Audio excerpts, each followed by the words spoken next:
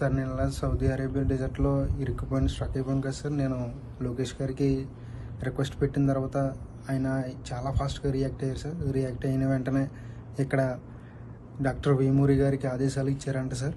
ఆయన తర్వాత వేమూరి గారు, అలాగే Saudi Arabia president Khalid Saifullah గారు, తర్వాత రాధాకృష్ణ గారు, వీళ్ళందరూ నన్ను రెస్క్యూ చేశారు సార్. ఎన్ఆర్ఐ టీడీపీ టీం మొత్తం అందరూ నన్ను చాలా రెస్క్యూ చేసేసారు సార్. చాలా హెల్ప్ సార్ చేశారు సార్.